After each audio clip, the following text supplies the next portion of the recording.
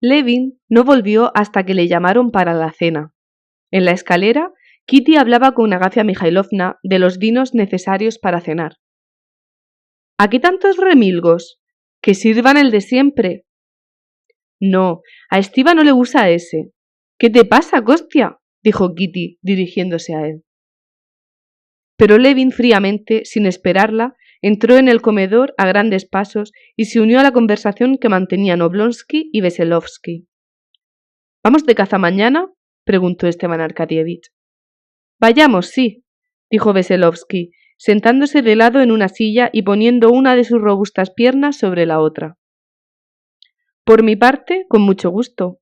¿Ha ido usted de caza ya este año?, preguntó Levin a Vasenka, mirando con atención sus piernas y desplegando una fingida amabilidad que Kitty conocía y que la disgustó. No sé si hallaremos chochas, siguió, pero fúlicas hay muchísimas. Tendremos que salir temprano. ¿No se fatigará usted? ¿Y tú, Estiva, no estás cansado? ¿Cansado yo? Aún no me he sentido cansado nunca. Si queréis, esta noche, en vez de dormir, salimos a pasear. Muy bien, esta noche no se duerme, apoyó Veselovsky. Oh, ya estamos bien seguros de que tú eres muy capaz de no dormir y de no dejar dormir al prójimo, afirmó Dolly, con la ligera ironía con la que ahora trataba siempre a su marido. Pero a mí me parece que es hora ya de acostarse, y me voy. No quiero cenar. Quédate, Dolenka, exclamó su esposo, pasando a su lado en la mesa. Tengo muchas cosas que contarte. Seguramente no serán más que tonterías. Mira, Veselovsky ha estado en casa de Ana y va a ir otra vez. Viven solo a 70 verstas de aquí. También yo me propongo visitarles. Ven, Veselovsky. Veselovsky, aproximándose a las señoras, se sentó junto a Kitty. Puesto que ha pasado usted por su casa, cuéntenos qué tal está, le dijo Dolly. Levin quedó al otro extremo de la mesa, y mientras hablaba con la princesa Varenka, veía como entre Oblonsky, Dolly, Kitty y Veselovsky se mantenía una charla animada y misteriosa. Y notaba además en el rostro de su mujer la expresión de un sentimiento serio, mientras, sin apartar los ojos, miraba el agradable semblante de Veselovsky, quien hablaba con animación. Están muy bien, decía Veselovsky, refiriéndose a Vronsky y a Ana. No soy quien para juzgar, pero en su casa se siente la impresión de vivir como en una verdadera familia. ¿Y qué piensan hacer? Parece que se proponen pasar el invierno en Moscú. Me gustaría que nos encontráramos en su casa. ¿Cuándo piensas ir?, preguntó Oblonsky a Vasenka. Pasaré el mes de julio con ellos. ¿Tú irás?, preguntó Esteban Arkadievich a su mujer. Hace tiempo que me lo proponía, y no dejaré de hacerlo, repuso Dolly. Conozco a Ana y la compadezco. Es una mujer excelente. Iré sola, cuando tú te marches, para no estorbar a nadie. Sí, es mejor que vaya cuando tú no estés allí. Magnífico, aprobó Esteban. ¿Y tú, Kitty? ¿Para qué voy a ir yo?, repuso ella, ruborizándose y mirando a su marido. ¿Conoce usted a Ana Arkadievna?, preguntó Veselovsky. Es una mujer admirable. Sí, dijo Kitty, ruborizándose más aún. Se levantó y se acercó a su marido. ¿De modo que mañana vas de caza? Durante aquellos breves instantes en que Kitty había estado con Veselovsky, ruborizándose, los celos de Levin habían ido creciendo con rapidez. Ahora, al escuchar las palabras que ella le dirigía, las interpretó de un modo especial. Por extraño que luego, al recordarlo, le pareciese, a la sazón pensaba que, al preguntarle Kitty si iba a cazar, solo le interesaba saber si esto sería del agrado de Veselovsky, de quien Kitty, a su juicio, estaba ya enamorada. Iré, contestó Levin con voz forzada, que hasta a él le sonó desagradablemente. Más vale que paséis aquí el día de mañana, porque si no, Dolly no tendrá tiempo de estar ni un momento con su marido. Podéis salir de caza pasado, propuso Kitty. Levin traducía así tales palabras: no me separes de él, no me importa que te vayas tú, pero déjame disfrutar del trato de este muchacho tan agradable. Si quieres, esperaremos hasta pasado mañana, contestó Levin con exagerada amabilidad. Entretanto, y sin sospechar las torturas que producía su presencia, Vasenka se levantó de la mesa y siguió a Kitty, mirándola sonriente y afectuoso. Levin sorprendió su mirada, palideció y por un momento se le cortó la respiración. Su corazón hervía de ira. ¿Cómo se permite mirar así a mi mujer?, se decía. Entonces, ¿vamos mañana?, preguntó Vasenka, sentándose junto a Levin y cruzando las piernas, como tenía por costumbre. Los celos de Levin aumentaron. Ya se veía convertido en un marido engañado al que la mujer y el amante solo necesitan para que les procure placeres y vida cómoda. Y sin embargo, como buen huésped, interrogó amablemente a Vaselovsky sobre cuestiones de caza, le habló de su escopeta y sus botas y consintió en ir a cazar el día siguiente. Afortunadamente para Levin, la princesa acabó con su sufrimiento aconsejando a Kitty que se acostara. Pero aún esto le proporcionó un nuevo motivo de tormento. Al despedirse de la joven, Vasenka fue a besarle de nuevo la mano, mas Kitty, con ingenua brusquedad, que su madre le reprochó luego, retiró la mano, diciendo: «En nuestra casa no existe esta costumbre». A juicio de Levin, la culpa era de ella, por haber consentido en que la tratara de aquel modo, y también por la poca destreza con que le demostró después que aquel trato no le placía. ¿Quién puede tener deseos de ir a la cama con este tiempo?, comenzó Oblonsky, que ahora, después de los vasos de vino bebidos en la cena, se hallaba en un estado de alma dulce y poético. «Mira, Kitty», dijo, mostrándole la luna que asomaba entre los tilos. «¡Qué maravilla! Veselovsky, este es el momento adecuado para una serenata. ¿Sabéis que tiene una voz estupenda? Por el camino hemos cantado mucho los dos. Además, trae unas magníficas romanzas nuevas. Podría cantar con Bárbara Andrievna». Cuando todos se hubieron acostado, Oblonsky pasó bastante tiempo aún paseando con Veselovsky. Desde la casa se oían sus voces tratando de cantar a dúo una nueva pieza. Levin, sentado en el dormitorio conyugal, les oía cantar, frunciendo las cejas, y escuchaba sin contestar a las preguntas que Kitty le dirigía a propósito de su actitud, que la tenía preocupada. Al fin le preguntó, sonriendo tímidamente: «¿Quizá te ha molestado alguna cosa de Veselovsky?». Entonces, sin poder contenerse, él se lo dijo todo, y como lo que decía le ofendía a él mismo, ello no hacía sino aumentar su irritación.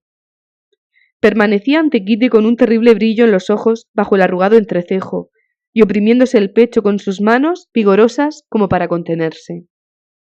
La expresión de su rostro habría resultado severa y hasta feroz si a la vez no expresara un sufrimiento que conmovió a Kitty. Los pómulos le temblaban, se le entrecortaba la voz. «Como supondrás, no tengo celos, ni puedo tenerlos. Esa palabra es detestable. No es que crea que... En fin, no puedo decir lo que siento, pero es terrible. No tengo celos, pero me siento ofendido, afrentado por el hombre que osa mirarte de ese modo». «Pero, ¿de qué modo me ha mirado?», preguntaba Kitty, tratando de recordar todas las palabras y ademanes de aquella noche en sus menores detalles. En el fondo, reconocía que hubo algo inconveniente en el modo con que Veselovsky la había seguido al otro extremo de la mesa, pero no se atrevía a confesárselo, y menos aún a decírselo a Levin, por no acrecentar sus sufrimientos. «¿Qué atractivos puedo tener para...?» «Oh», exclamó Levin, llevándose las manos a la cabeza, «más valdría que callases. De modo que si fueras atractiva...». «Óyeme, Kostia, no seas así», dijo Kitty, mirándole con expresión compasiva. «¿Cómo puedes pensar...? Si para mí los hombres no existen, no existen. ¿O es que quieres que no me trate con nadie?». Al principio le habían ofendido sus celos, disgustada de que hasta la más pequeña e inocente diversión le fuera prohibida, pero ahora habría sacrificado con gusto no tales pequeñeces, sino todo por devolverle la tranquilidad y librarle de la pena que experimentaba. «¿Comprendes lo cómico y horrible de mi situación?», seguía él en voz baja, desesperado. «Está en mi casa, no ha hecho nada malo en realidad, aparte de esa costumbre suya de cruzar las piernas, que él considera un detalle más de elegancia, y tengo que ser amable con él. —¿Cómo exageras, Costia? —exclamó Kitty, contenta en el fondo del amor inmenso que Levin le demostraba con sus celos. Lo horrible es que ahora, cuando eras más que nunca sagrada para mí, cuando éramos tan felices, tan infinitamente felices, llega ese hombre insignificante, ¿y qué puedo decir contra él? No tengo nada que ver con ese hombre semejante, pero mi felicidad, tu felicidad. Ya sé por qué ha pasado todo esto, dijo Kitty. ¿Por qué? Dímelo. He notado cómo nos mirabas mientras hablábamos durante la cena. Ah, exclamó Levin inquieto. Ella le explicó de lo que hablaban. Al contrario, le sofocaba la emoción. Levin calló. Luego miró el rostro pálido y disgustado de su esposa y se llevó las manos a la cabeza. ¿Qué dolor te he causado? Perdóname, Katia. Ha sido una locura. ¿Qué mal me he portado, Katia? ¿Es posible que me haya torturado semejante tontería? No sabes cuánto lo siento. Te compadezco con toda mi alma. ¿A mí? Si estoy loco. ¿Pero que hayas sufrido tú? Es horrible pensar que un extraño pueda destruir así nuestra felicidad. Claro, esto es lo que ofende. Bien, para castigo de mi culpa, le invitaré a pasar con nosotros todo el verano y le colmaré de amabilidades, dijo Levin, besándole las manos. Ya verás, mañana... Ah, es verdad que mañana vamos de caza. Al día siguiente, muy de mañana, antes de que los niños se levantasen, los vehículos en que iban a cazar, el charaván y un carro, estaban ante la entrada. Laska, adivinando que había cacería, después de ladrar y saltar a su antojo, estaba ahora en el charaván al lado del cochero, mirando con inquietud y reproche la puerta, por la que tanto tardaban en aparecer los cazadores.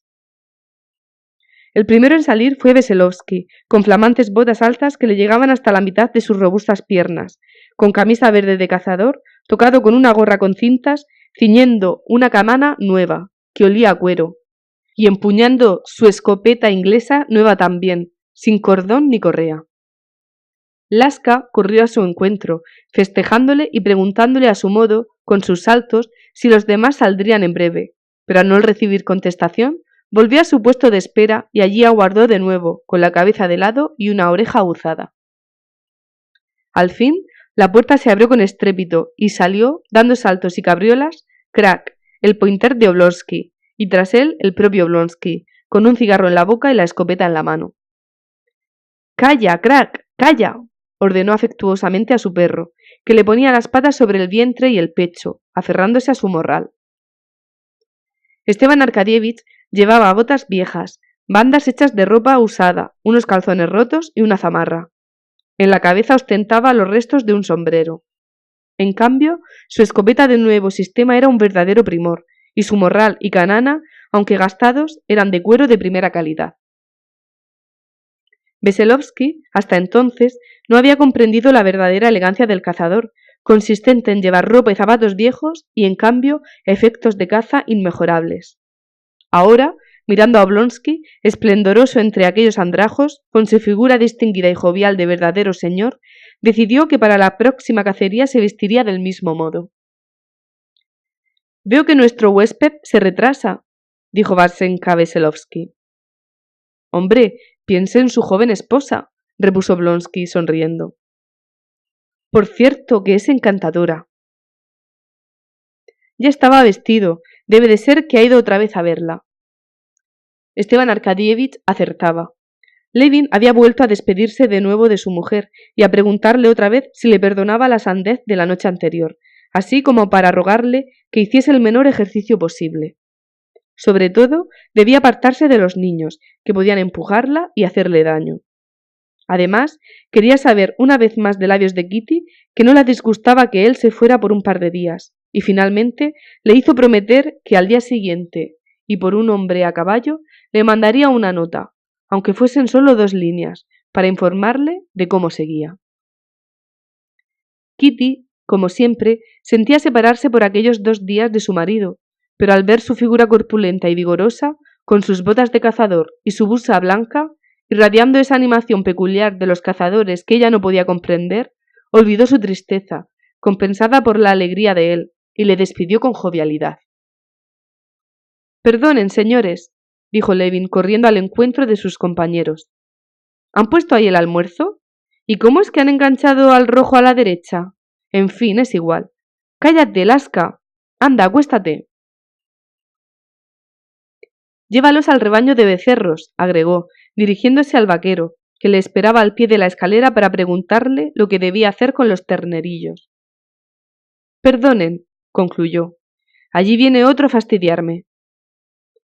Saltó del charaván en que ya se había acomodado y salió al encuentro del maestro carpintero, quien con una vara de medir en la mano se acercaba a él. «Ayer no pasaste por el despacho y hoy vienes a entretenerme. ¿Qué quieres?» «Permítanos añadir unos peldaños a la escalera. Con 3 más habrá bastante. Así lo arreglaremos bien. Será mucho más descansado». «Más valdría que me hubieses obedecido», contestó Levin con enfado. «Te dije que pusieras los soportes y luego colocaras los peldaños. Ahora ya no hay arreglo. Haz lo que te he ordenado y construye una escalera nueva». Ocurría que el maestro carpintero había estropeado una escalera que construía para el pabellón, haciendo los soportes por separado sin calcular la pendiente. Los peldaños quedaron demasiado inclinados y ahora el carpintero quería agregar 3 más, dejando la misma armazón. «Esto sería mejor», dijo. «¿Cómo vas a arreglarte con tus 3 escalones?» «No se preocupe», contestó el otro, con sonrisa desdeñosa. «Ya cuidaré yo de que quede bien. La iremos montando desde abajo y llegará arriba», añadió con gesto persuasivo, «precisamente donde ha de llegar». «Pero los 3 peldaños la alargarán. ¿Hasta dónde va a llegar?» «La pondremos desde abajo y ya verá cómo queda bien», repitió el carpintero con persuasión y terquedad. «Llegará al techo». «No llegará, la subiremos de modo que quede justa». Levin, con la baqueta del arma, empezó a dibujar la escalera en el polvo del camino. «¿Lo ves?», preguntó el carpintero. «Como usted quiera», repuso el hombre, cambiando de expresión repentinamente y mostrando que había comprendido al fin. «Ya veo que hay que hacer una escalera nueva». «Pues hazlo como te mando», exclamó Levin, sentándose en el charaván. «Vamos», ordenó al cochero. «Felipe, sujeta a los perros». Ahora que dejaba tras sí todas las preocupaciones familiares y domésticas, experimentaba tan viva alegría de vivir que no tenía ni deseos de hablar. Sentía la emoción concentrada que experimenta todo cazador acercándose al cazadero. Lo único que le interesaba era pensar si hallarían piezas en las marismas de Volpino, si Lasca se portaría bien o no en comparación con Crack y si él mismo tendría buena puntería. ¿Cómo arreglarse para quedar bien ante un invitado nuevo? ¿Se mostraría Oblonsky mejor cazador que él? Tales eran los pensamientos que le ocupaban en aquel momento. Oblonsky, sintiendo lo mismo, iba taciturno también. Solo Veselovsky hablaba alegremente sin cesar. Escuchándole, Levin se avergonzaba de lo injusto que había sido el día antes con él. Vasenka era un buen muchacho, sencillo, bondadoso y muy jovial. Si Levin le hubiera conocido de soltero, de seguro que los dos habrían sido buenos amigos. Cierto que a Levin le contrariaba algo de su modo despreocupado de considerar la vida y su elegancia un poco desenvuelta. Parecía concederse una especial importancia por el hecho de tener largas uñas y llevar una gorrita escocesa, y por lo demás que le distinguía. Pero todo podía perdonársele por su simplicidad y honradez. Levin admiraba además su buena educación, su excelente pronunciación francesa e inglesa y su elegancia mundana. Vasenka, entusiasmado con el caballo del Don, que corría al lado izquierdo, lo elogiaba sin cesar. «Qué hermoso sería montar un caballo de la estepa y galopar por ella, ¿verdad?», decía. Y aunque de manera imprecisa se veía ya cabalgando por la estepa sobre aquel caballo en una carrera salvaje y poética. Además de su buen porte, agradable presencia y de la gracia de sus ademanes, resultaba atractiva su ingenuidad. Bien porque su carácter fuera realmente simpático a Levin, o porque éste quisiera hoy encontrarlo todo bueno en Vasenka, para redimir su falta de anoche, El caso era que Levin esta mañana se sentía a gusto con él. Cuando habían recorrido unas 3 verstas, Vasenka reparó en que no tenía sus cigarros ni su billetero. Ignoraba si los había dejado sobre la mesa o los había perdido. El billetero contenía 360 rublos, y dada la importancia de la suma, Vasenka deseaba asegurarse de que no lo había perdido. Oiga, Levin, ¿podría ir a casa en un momento montando en ese caballo de la izquierda? Sería admirable, dijo, preparándose ya a cabalgar. No, ¿para qué? Repuso Levin, calculando que Vasenka debía pesar lo menos 6 puds. Que vaya el cochero. El cochero se fue montando a buscar el billetero y los cigarros, y Levin tomó en sus manos las riendas. «Dinos qué itinerario vamos a seguir», preguntó Oblonsky. «El plan es este. Ahora nos dirigiremos a las tierras pantanosas donde abundan las fúlicas. Después de Grodevbo empiezan magníficas marismas llenas de chochas y también de fúlicas. Ahora hace calor, pero como hay unas 20 verstas, llegaremos al oscurecer, y a esa hora podremos cazar. Pasaremos la noche allí, y mañana seguiremos hacia los grandes pantanos». ¿No hay nada por el camino? Sí, pero tendríamos que detenernos, y hace tanto calor. Hay 2 lugares excelentes, pero dudo que hallemos algo en ellos. Levin sentía deseos de pararse en aquellos lugares, pero como distaban poco de casa, podía ir a ellos siempre que quisiera. Además, eran sitios reducidos, había poco espacio para los 3. Por esta causa, les mintió diciéndoles que allí había poca caza. Mas al pasar ante una de las pequeñas marismas, ante las cuales Levin trataba de pasar de largo, el experto ojo de cazador de Oblonsky distinguió enseguida la hierba del pantano. ¿Y si nos detuviéramos aquí?, exclamó señalando el lugar. «Vayamos, Levin. Es un lugar magnífico», gritó Vasenka, y Levin tuvo que acceder. Apenas se detuvieron, los perros, corriendo a porfía, se dirigieron hacia el pantano. «¡Crack! ¡Laska!». Los perros regresaron. «Para los 3 habrá poco espacio. Me quedaré aquí», dijo Levin, confiando en que sus amigos no hallarían más que las cercetas que se habían remontado asustadas por los perros, y volaban, con su vuelo balanceante, graznando lúgubremente sobre las marismas. «No, Levin, vayamos juntos», insistió Veselovsky. «Les aseguro que estaremos aprestados. Ven, Laska. ¿Necesitan el otro perro?». Levin permaneció junto al charaván, mirando con envidia a los cazadores.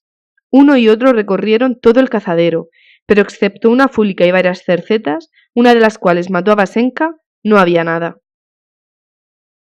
«Ya han visto que no trataba de ocultarles el lugar», dijo Levin. «Ya sabía yo que era perder el tiempo».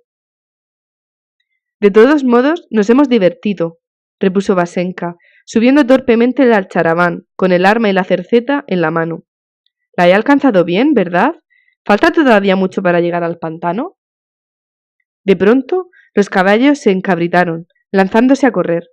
Levin dio con la cabeza contra el cañón de una de las escopetas, y en aquel momento le pareció oír un disparo.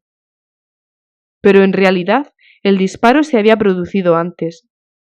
Lo sucedido fue que Vasenka había olvidado bajar uno de los gatillos, que se disparó. La carga fue, afortunadamente, a dar en tierra sin herir a nadie. Oblonsky meneó la cabeza y miró con reproche a Veselovsky, aunque riendo, pero Levin no tuvo valor para decirle nada, especialmente porque cualquier reproche habría parecido motivado por el riesgo que había corrido y por el bulto que el choque con el arma le había producido en la frente. Veselovsky se mostró al principio sinceramente disgustado, pero luego rió de la alarma de tan buena gana y tan contagiosamente que Levin no pudo tampoco contener la risa. Al llegar a las marismas de más allá, que por ser bastante grandes debían entretenerles cierto tiempo, Levin trató de nuevo de persuadirles de que no, pero Veselovsky se empeñó en detenerse también allí. El lugar era angosto, y Levin, como buen huésped, volvió a quedarse en los coches. Apenas llegaron, Crack corrió hacia unos pequeños montículos de tierra. Veselovsky fue el primero en seguir al perro. Aún no había llegado Oblonsky cuando salió volando una fúlica. Oblonsky falló el tiro y el ave se ocultó en un prado no segado. Entonces se la dejó a su compañero. Crack volvió a encontrarla, la hizo levantar y Veselovsky la mató, regresando después a los coches. Ahora vaya usted y yo cuidaré de los caballos, dijo. Levin empezaba a sentir la envidia natural en un cazador. Entregó las riendas a Veselovsky y se dirigió hacia las marismas. Laska ladraba hacía tiempo, quejándose de su injusta preterición. Ahora corrió rectamente al sitio donde había caza, paraje ya conocido por Levin, entre los montículos, a los que aún no había llegado Crack. ¿Por qué no detienes a tu perro?, gritó Oblonsky. No espantará la caza, respondió Levin alegremente, mirando a su perra y siguiéndola. Laska, a medida que se aproximaba, buscaba con mayor interés. Un pajarillo de las marismas la distrajo por un momento. El perro describió un círculo ante los montículos, luego otro, y de repente se estremeció y se quedó parado. —¡Ven, Estiva! —llamó Levin, sintiendo que su corazón latía con más fuerza. Dijérase que en su oído se había descorrido un cerrojo y que todos los sonidos comenzaban a impresionarlo desmesuradamente y en desorden, pero de un modo preciso. Oía los pasos de Esteban Arkadievich, confundiéndolos con el lejano pisar de los caballos. Sintió un crujido en el montículo de tierra que pisó y lo tomó por el vuelo de un pájaro, y más lejos percibió un chapoteo que no podía explicarse. Eligiendo sitio donde apostarse, se acercó al perro. —¡Listo! —ordenó Alaska. Se levantó una chocha. Levin apuntó, pero en aquel momento el sonido del chapoteo que había oído antes se hizo más fuerte, uniéndosele ahora la voz de Vasenka, que gritaba de un modo extraño. Levin, aunque veía que apuntaba a la chocha un poco bajo, disparó. Una vez convencido de que había fallado el tiro, miró a sus espaldas y vio que los caballos del charaván, que estaban en el camino, se habían internado en el terreno pantanoso, donde se hallaban atascados. Veselovsky, para presenciar la caza, los había hecho entrar allí. —Parece que le impulsa el mismísimo diablo —gruñó Levin dirigiéndose al carruaje. —¿Por qué diablos los has hecho entrar? —le preguntó secamente, y llamó al cochero para que le ayudase a sacar a los caballos. A Levin le disgustaba que le hubieran estorbado el disparo, que le empantanaran los animales y, sobre todo, que ni Veselovsky ni Oblonsky les ayudaran, al cochero y a él, aunque a decir verdad, ni uno ni otro tenían la menor idea de cómo habían de desengancharse. Sin contestar palabra a las afirmaciones de Vasenka de que allí todo estaba seco, Levin trabajaba junto al cochero, tratando de sacar los caballos. Pero luego, enardecido ya por el esfuerzo y viendo que Veselovsky se esforzaba con tanto ardor en tirar del charaván que hasta rompió un guardabarros, Levin se reprochó su actitud, debida en gran parte a su resentimiento del día anterior, y procuró suavizar su trato con especial amabilidad. Cuando todo estuvo arreglado y los coches volvieron a la carretera, Levin ordenó sacar el almuerzo. —¡Buen apetito! —dijo Vasenka, ya alegre de nuevo, al concluir el segundo pollo. Nuestras desventuras han terminado y todo marchará por buen camino. Pero, como debo ser castigado por mis culpas, me sentaré en el pescante, ¿verdad? Aunque no soy auto de monte, verá qué bien les llevo, insistió cuando Levin le pidió que dejara las riendas al cochero. No, debo pagar mi culpa. Voy muy bien en el pescante. Y lanzó los caballos al galope. Levin temía que Vasenka fatigase a los caballos, sobre todo al rojizo de la izquierda, al que el joven no sabía guiar, pero involuntariamente se plegó a su jovialidad, escuchando las canciones que en el pescante fue cantando durante todo el camino, oyéndole cantar cosas divertidas, escuchando sus explicaciones sobre la manera de guiar, a la inglesa. Sintiéndose en la mejor disposición de ánimo deseable, llegaron los cuatro a las grandes marismas de Grozdevo. Vasenka apresuró tanto a los caballos que llegaron a las marismas demasiado pronto, con mucho calor aún. Al acercarse a los grandes pantanos, objetivo principal de los cazadores, Levin pensó inconscientemente en el modo de deshacerse de Vasenka y cazar solo, sin estorbos. Oblonsky parecía desear lo mismo. En su rostro, Levin leyó la preocupación propia de todo verdadero cazador antes de empezar la caza, así como cierta expresión de bondad maliciosa peculiar en él. —¿Cómo nos distribuimos? preguntó Esteban Arkadievich. El lugar es magnífico y veo que hasta hay buitres en él, añadió señalando varias grandes aves que volaban en círculo sobre las marismas. Donde hay buitres, hay caza. Escuchen, dijo Levin con gravedad, arreglándose las altas botas y repasando los gatillos de su escopeta. ¿Ven aquel islote? Señalaba uno que destacaba por su oscuro verdor sobre el vasto prado húmedo, a medio segar, que se veía a la derecha del río. Las marismas empiezan ante nosotros, aquí mismo, ¿ven? Donde se ve ese verdor, y se extienden hacia la derecha, allí donde están los caballos. Allí, en aquellos montículos de tierra, hay fúlicas, y también en torno al islote, junto a aquellos álamos, y hasta en las cercanías del molino, ¿ven? Allí donde forma como una pequeña ensenada. Ese sitio es el mejor. Allí cacé una vez 17 fúlicas. Nos encontraremos junto al molino. ¿Quién sigue a la derecha y quién a la izquierda?, preguntó Oblonsky. Puesto que el lado derecho es más ancho, id los dos por él, y yo seguiré por el izquierdo, dijo con tono indiferente en apariencia. Muy bien, vayamos por aquí y cazaremos a gusto. ¡Vamos!, exclamó Vasenka.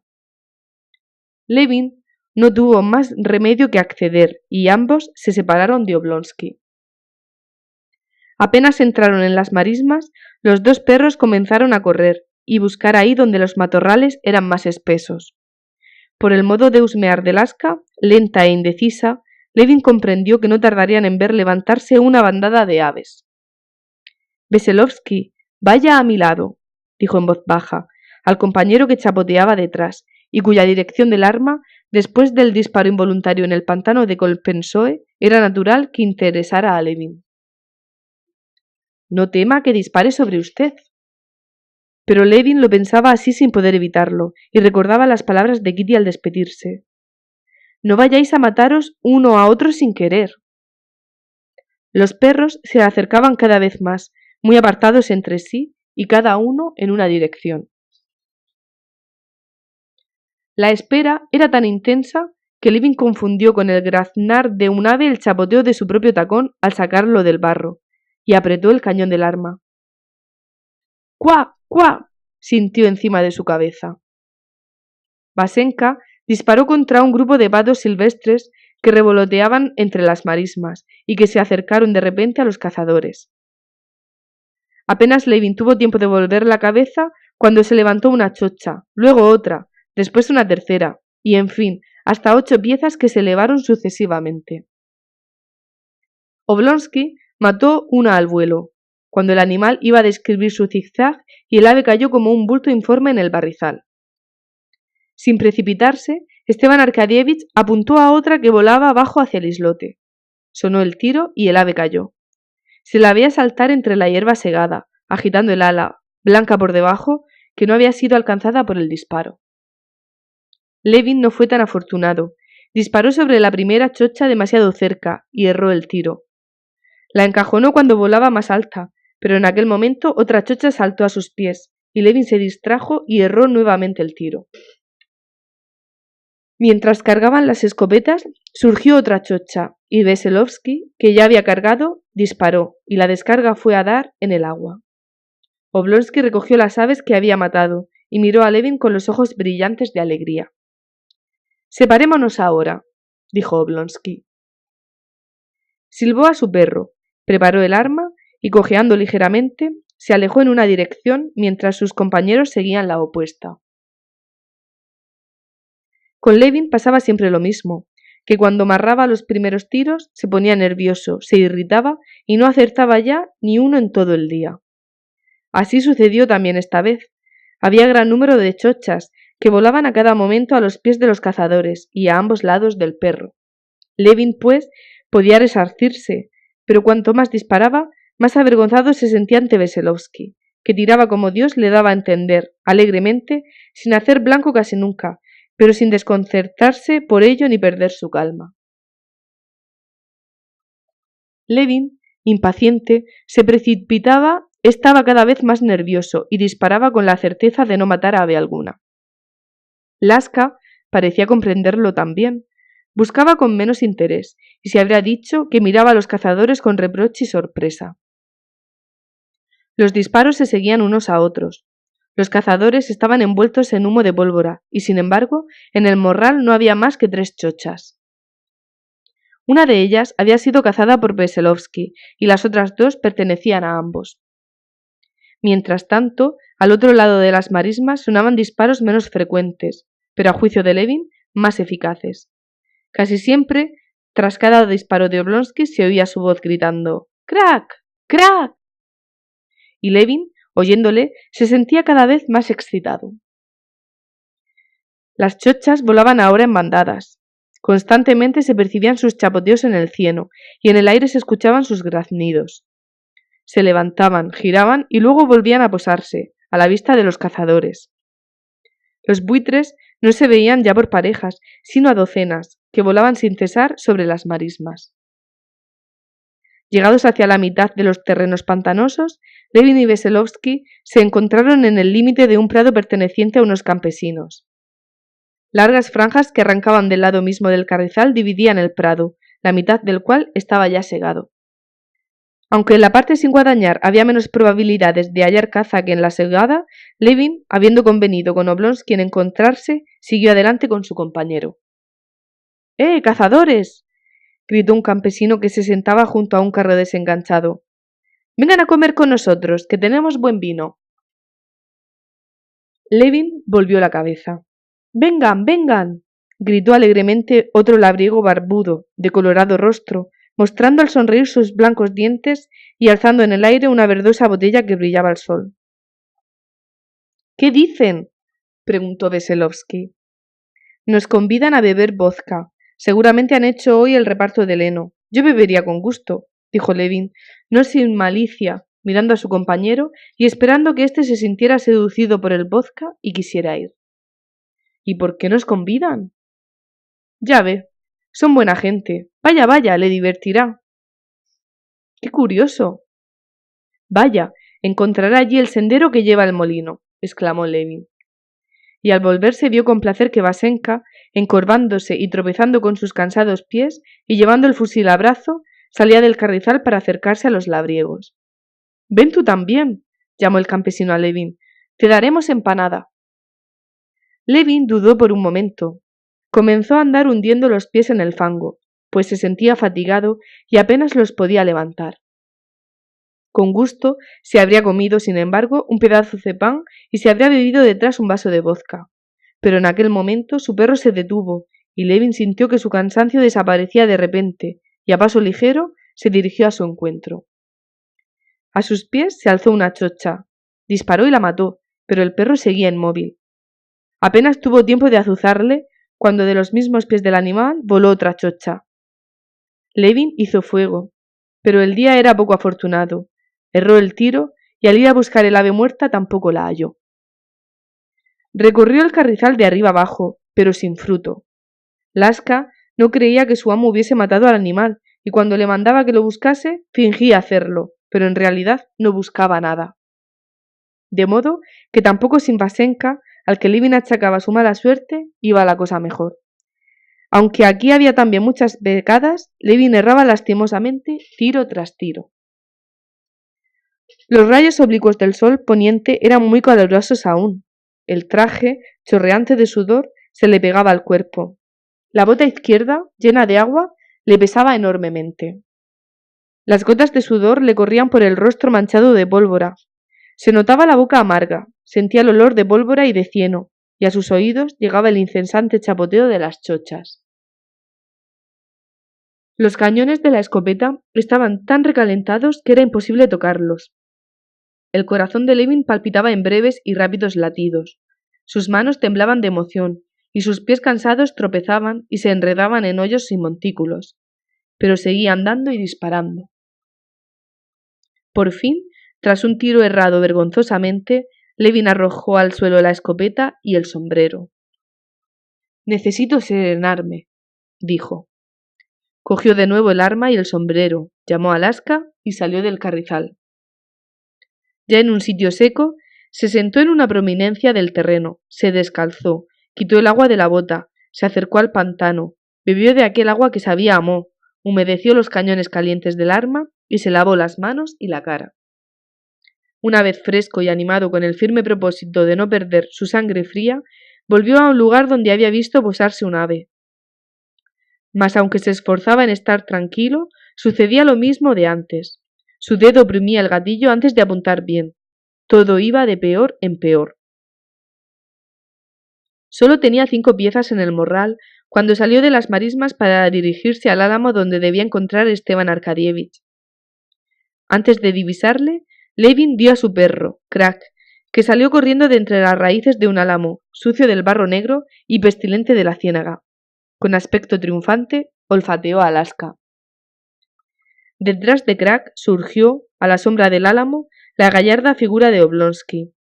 Avanzaba rojo, sudoroso, con el cuello desabrochado, cojeando como antes. —¿Qué? ¿Habéis disparado mucho? —dijo sonriendo alegremente. —¿Y tú? —preguntó Levin. La pregunta era superflua, porque su amigo llevaba el morral rebosante. —No me ha ido mal. Llevaba 14 piezas. —Es un excelente cazadero. A ti seguramente te ha estorbado Veselovsky. Es muy molesto cazar 2 con un solo perro —dijo Esteban Arkadievich para atenuar el efecto de su triunfo.